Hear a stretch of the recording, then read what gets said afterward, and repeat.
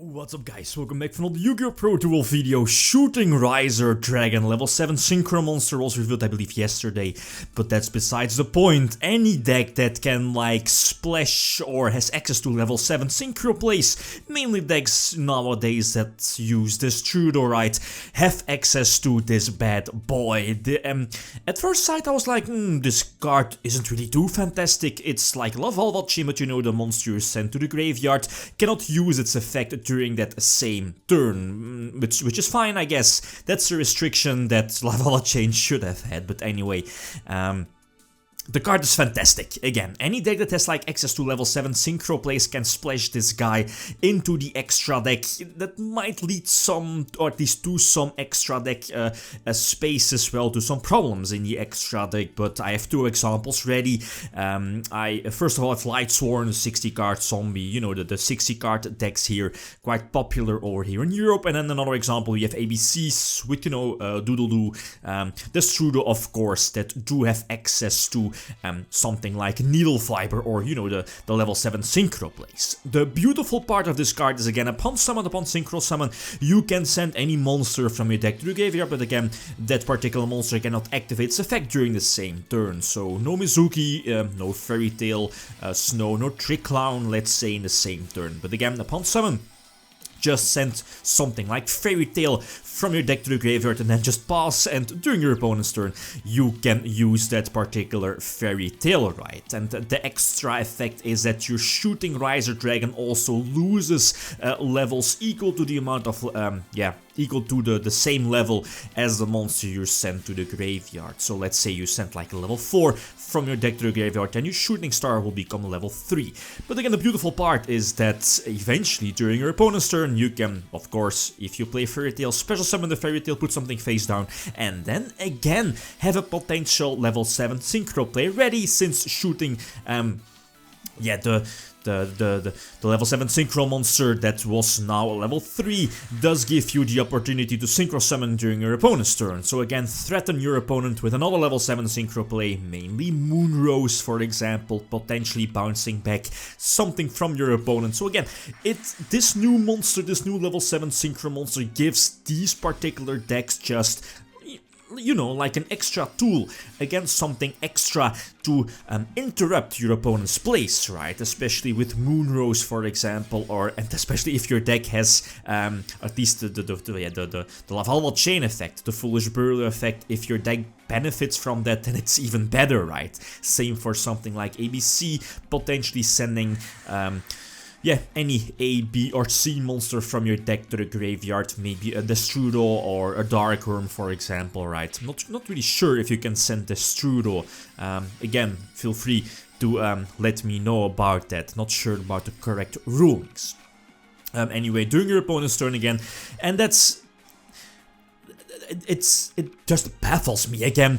The fact that, you know, Needlefiber, any deck, again, like Destrudo or Doodle-Doo, etc., in case of ABC, as we are seeing in the OCG, is Needlefiber.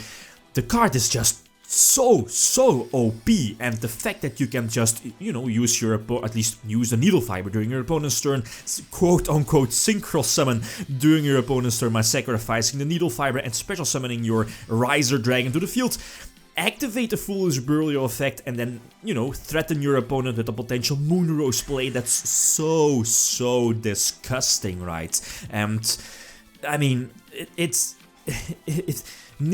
before this new levels, before this new level 7 Synchro monster, Needlefiber was already like OP, right? OP stuff.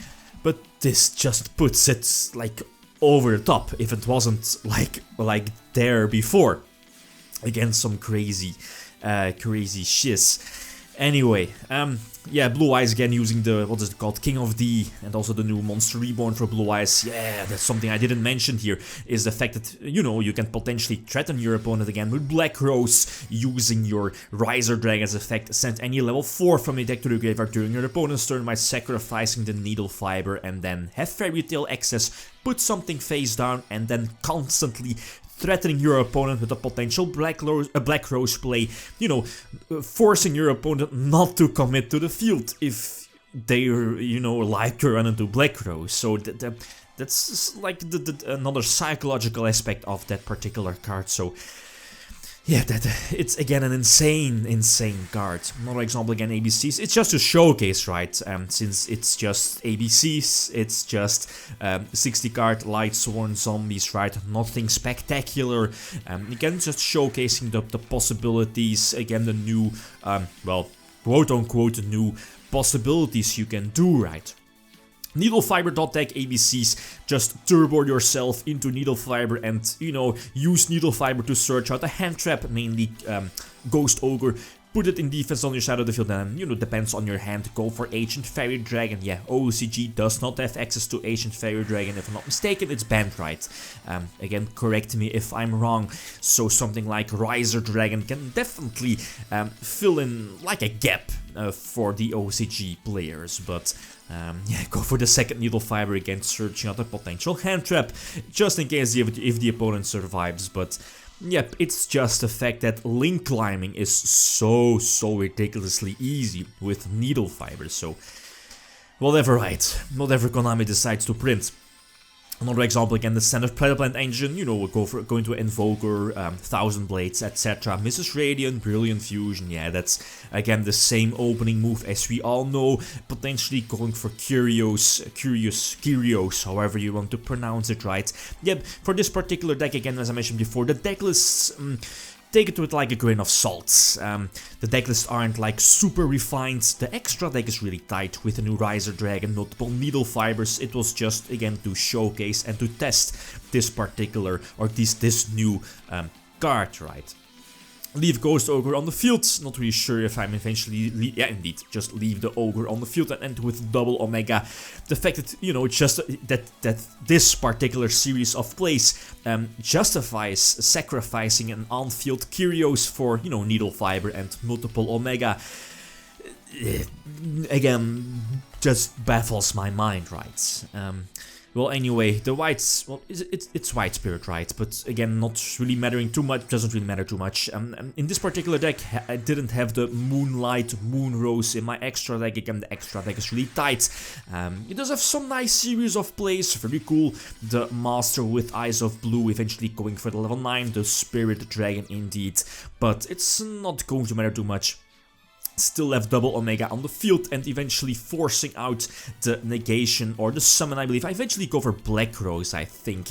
Yeah, indeed, if it's not going for the Silver or the Azure Eyes play here, I'm definitely going to Black Rose everything, boom the entire field, and, you know, still have control in the duel. Or I think I can just attack for game, right? Multiple Mizukis in the graveyard, Needlefiber again, potentially go for another level 7 synchro play. Multiple Mizukis gives me some extra attack power on the field, and yep, Fairy Tail next to Needlefiber is broken as hell as well.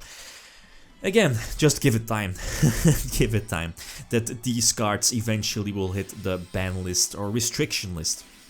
I believe the last example again just showcasing the possibilities. Kyrios again, just sending, not really sure, I believe Mizuki, yeah, Bulb is in here. Very easy card to get like a tuner on your side of the field, which again gives you easy access to Needlefiber. Just, yeah, that's mainly your extra deck monster to go to, Needlefiber, just go for it, search a hand trap, Ghost Ogre, and, you know, just synchro summon during your opponent's turn and go from there, right? Let them deal with your very solid established board. Yeah, anyway, Sage, that's all. I'm definitely going to Ghost Ogre the Sage, not leave him with the Spellcaster face up on the field, prevent him from using like that huge monster Reborn. And then again, yeah, Ghost Ogre not really that fantastic against Blue Eyes, but still have Fairy Tail on the field, at least Fairy Tail as a threat in the graveyard. Spirit Master is not able to activate, I believe, you know, it was sent to the graveyard due to the dragon here. But yeah, again, the fact that it's like a tuner monster as well, giving you the access to synchro summon during your opponent's turn, and if your opponent does not get rid of it, you can just use it as a tuner needed for the go for another Crystal Needlefiber. Again, as I mentioned multiple times before, crazy stuff. Again, have some nice advantage here. I believe I'm eventually going to send another Mizuki. I don't think I was able to deal the necessary 8k damage. Another level 7 synchro play. Indeed, set up the giant tracks. Again, I think you know, game in the bag, right? Ghost Ogre in hand, Boreload on the field, double Omega on the field. The Blue Eyes is going to get sent to the graveyard, I believe. Maybe I just should have banished it with a Fairy Tail eventually here. Yep, definitely going to put the Master face down, not leave a Spellcaster face up, just in case of that huge monster reborn again.